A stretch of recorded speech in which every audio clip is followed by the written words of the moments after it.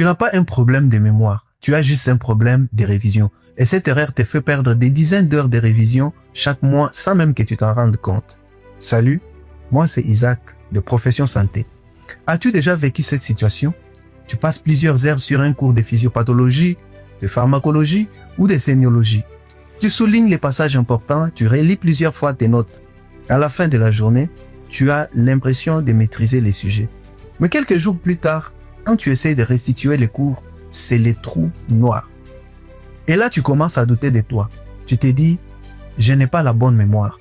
Je ne suis peut-être pas fait pour ces études. Pourtant, dans la majorité des cas, le problème n'est pas ton intelligence. Le problème, c'est que personne ne t'a appris comment fonctionne réellement la mémoire. Et aujourd'hui, j'aimerais t'expliquer une méthode simple qui peut transformer ta manière de réviser. Tu dois savoir que ton cerveau reçoit chaque jour une quantité énorme d'informations. Et pour éviter d'être saturé, il effectue un tri permanent. Les informations qu'il considère comme peu importantes sont progressivement effacées. Et c'est ce qu'on appelle la courbe de l'oubli. Autrement dit, lorsque tu étudies un cours une seule fois, ton cerveau commence déjà à oublier une grande partie dans les heures qui suivent et les jours qui suivent. Ce phénomène est parfaitement normal. Le problème n'est donc pas l'oubli en soi. Le problème, c'est de ne rien faire pour lutter contre lui. Et c'est là qu'intervient une technique utilisée par les étudiants les plus performants. La méthode des J. Le principe est simple. Au lieu de revoir ton cours uniquement à la veille de l'examen, tu les réactives à des moments précis. Chaque rappel renforce ta mémoire et facilite la mémorisation à long terme. Voici donc le protocole. Au J0, le jour même, juste après le cours, ne te contente pas de relire.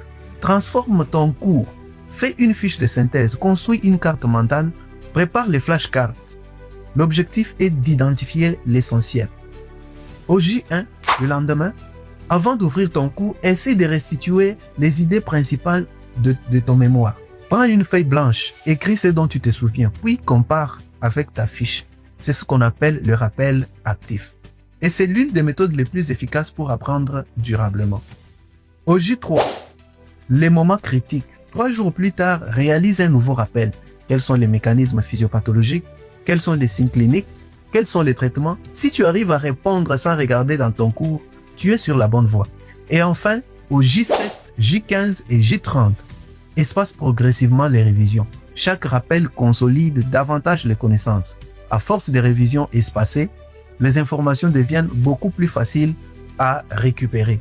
Tu révises moins dans l'urgence et tu